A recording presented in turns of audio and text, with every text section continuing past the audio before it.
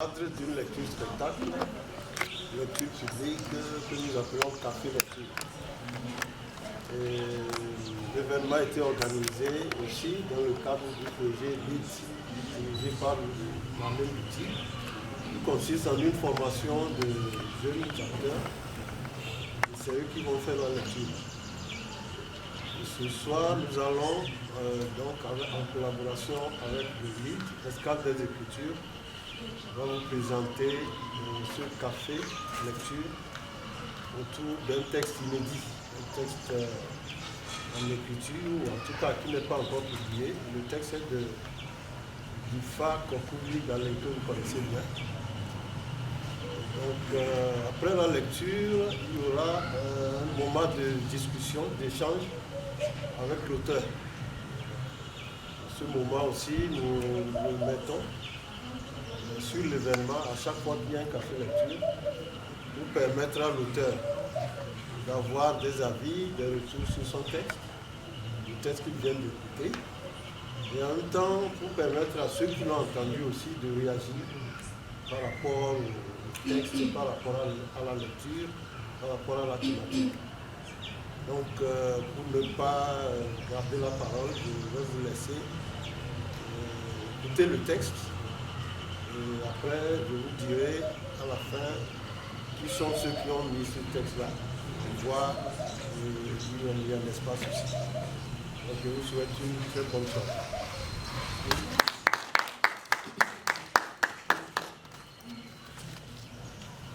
Pour votre plaisir cet après-midi,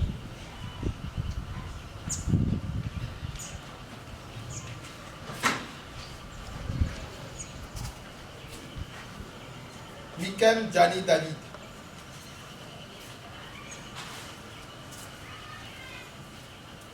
Nkakokou Feni. Guillaume Bekou.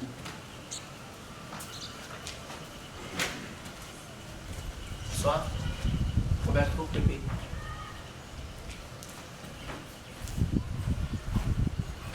Damibou Djamila.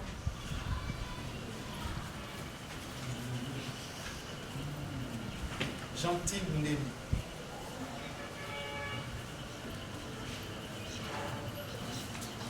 Mathieu Abalo.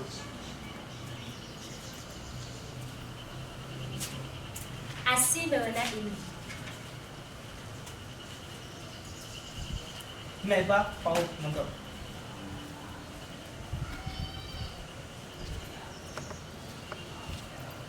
Théâtre. La termitière de Galé Kokoubi Difa. Texte écrit dans le cadre d'une résidence à la Villa Ruffieux, résidence d'artistes du Château Mercier à Sire, en Suisse, du 1er avril au 31 mai 2022. Synopsis. Aïcha, la nouvelle de la classe, est un peu ronde. Certains camarades se moquent d'elle, l'évitent, complotent, l'excluent de leur petit groupe malgré la réticence d'autres élèves. Tout allait bien pour la petite bande jusqu'à ce que... Personnage. Le narrateur. La narratrice. Aïcha. Laurent. Corinne. Vincent. Bernard. Petra. Eden. Josiane. Jean. Voix off 1. Voix off 2. La voix de la radio. Scène 1. Le narrateur. La narratrice. Le plateau devient une cour d'école. En face du plateau, le public. Le narrateur et la narratrice sont dans la cour de l'école. Le narrateur porte une petite radio. C'est la rentrée des classes. Adieu les belles plages ensoleillées. Adieu aux cimes des montagnes et aux randonnées. Pour ceux qui en ont le moyen. Évidemment. On change d'école. Parfois parce que les parents déménagent. Chamboulement. Non. Éboulement. Tremblement de vie. Ils n'ont pas en certains moments le choix, les parents. Partout où besoin sera, des amitiés se brisent, des adieux éternels. D'autres amitiés bientôt germeront. Quelquefois avec beaucoup de difficultés, dans certains cas jamais. C'est la vie. Le voyage construit la jeunesse, dit-on. Celui qui voyage découvre plus de choses que celui qui se contente de monter sur un arbre. On découvre mieux le monde avec le voyage. On découvre les faces cachées de la vie. On se redécouvre. On se voit en situation. Le voyage brise les frontières. On se lit en travers des mots, du regard de l'autre. Ça n'arrive qu'aux humains. Ce soir, cher public, vous allez retrouver ces élèves. Vous avez sans doute oublié leur nom. Mais pas leur visage, ni leur voix. En tout cas, pas tous. Ils sont de gentils garçons et filles. Pas toujours. Il y en a ceux qui sont agités, Attentifs, tourne-le-fait, bagarreurs, bagarreuses. studieuses, studieux. Une lumière d'intelligence. Il y a ceux qui embaument l'air en classe, glissent les bouts de papier. Avec des mots à troubler l'attention. Ceux qui pleurent pour un oui ou pour un non. Ceux qui font la grimace derrière quand le professeur a le dos tourné. Et toi, tu étais comment? Et toi, tu veux qu'on parle de la fois où tu as dessiné? Tu as montré tes talents de Picasso. Tu veux que j'en parle? Ce n'est pas moi le sujet. Ni toi d'ailleurs. Ils vont bientôt arriver.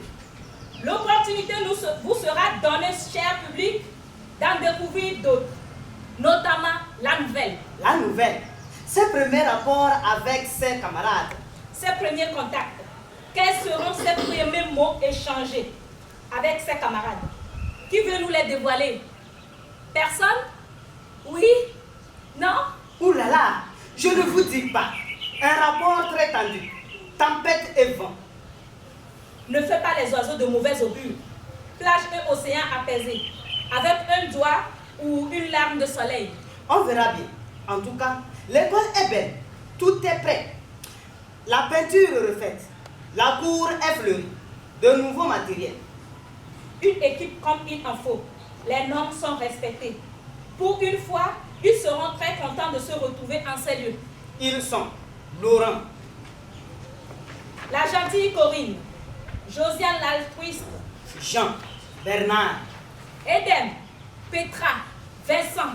et la nouvelle. Quel est son nom? Attends que je me mette les idées en place. Dis! Je l'ai sous la langue. Je l'avais. C'est du genre. Ça commence par aïe quelque chose. Quoi? Qu'y a-t-il? Le nom de la nouvelle. Aïe quelque chose.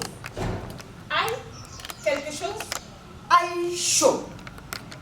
Aïe chaud? Aïcha. C'est bien ça. Un vrai nom d'oiseau.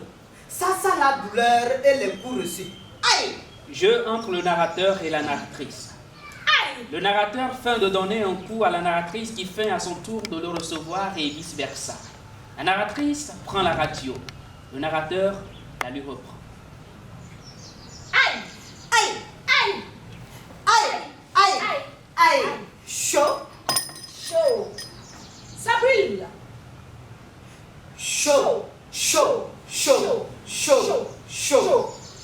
De quoi avoir un chat dans la gorge ou donner sa langue au chat. Tu racontes du n'importe quoi. On ne peut pas tous s'appeler Laurent ou Vincent. Je ne suis pas de ton avis. C'est bien ton droit. Au moins, on est d'accord sur un point. Un garçon ou une fille. La nouvelle. Une fille.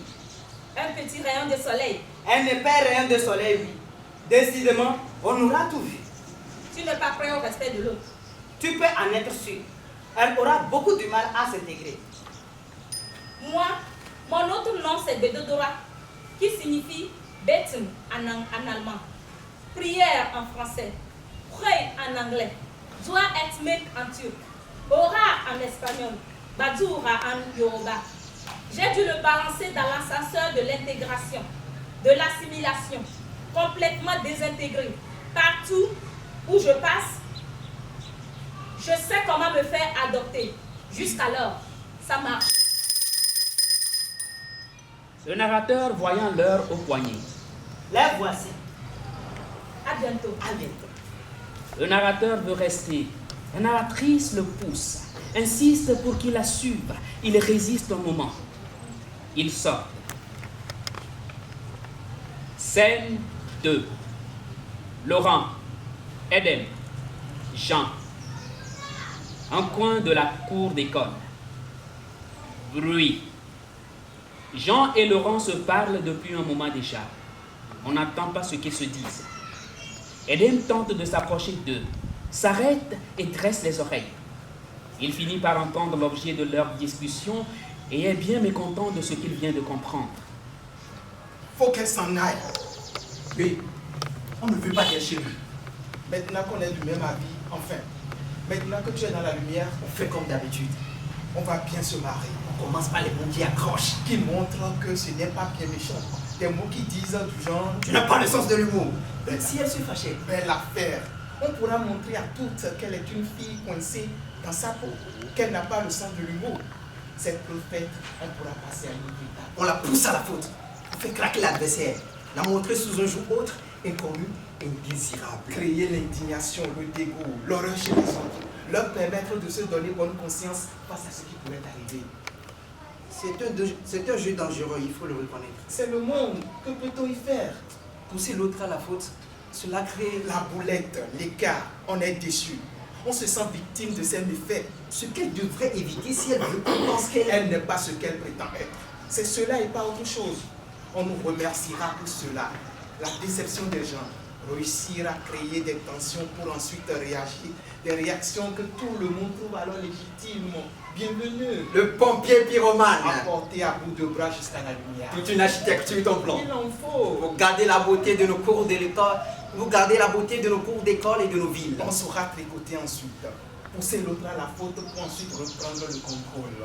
Petit à petit, on déplacera le mammouth. Tiens, ça commence plutôt bien. Mammouth.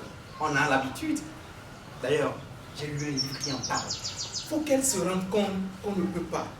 Oui, à partir d'un moment, il faut se le dire sans l'avouer. On ne peut pas. On ne peut pas accueillir tous les vents troubles de l'humanité. On t'a sonné toi. Que fait-il lui là-bas? On ne peut pas accueillir toute la crasse du monde. J'ai bien entendu. Et alors? De quoi je me mêle? Seulement toute sa richesse. Taisez-vous. Tu n'as pas d'ordre à me donner. Et pas de commentaires. Pigé, Tu es né ici. Et alors? tu n'as rien à dire? Si c'est le cas, tu peux circuler. Faudrait que tu apprennes ou qu'on t'apprenne à bien te tenir. La nouvelle. Comment s'appelle-t-elle déjà? Un nom qui ne nous est pas familier. Comme le tien. Avec tout ce qu'elle peut ramener ici. On ne peut pas la tolérer dans notre école. Évidemment. Un déjà, ça va. Il sait compter. Quand on dit un, il ne faut pas que deux suivent. Sinon, jusqu'à combien faudra-t-il compter? On ne sait jamais. Amuse-toi à compter les feuilles d'un arbre. C'est ce qui nous attend.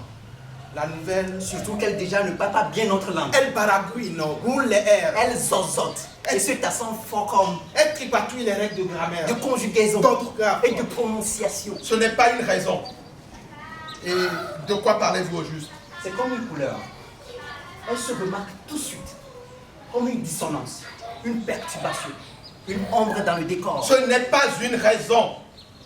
Et puis, de qui tenez-vous toutes ces atrocités? De ce qu'on a constaté, et des rumeurs, des médias. Et il n'y a pas de fumée sans feu. Tu l'as dit. Des rumeurs. D'Internet, pas net. Alors là, pas du tout. Du bruit pour rien, pour pas grand-chose. Ou pour quelque chose. À juste titre. Je l'ai entendu moi. Et par-dessus de tout, je l'ai vu. Jean esquisse l'embonpoint de Aïcha, imite sa démarche et la mime en train de parler. Un temps. Arrête. Ah non, c'est intolérable. Ce n'est pas moi qui l'ai dit. Intolérable. Vous lui menez la vie dure et je ne vous raterai pas. Autant que vous êtes, Tu ne vas pas me faire ta loi. ce n'est que le règlement de l'école.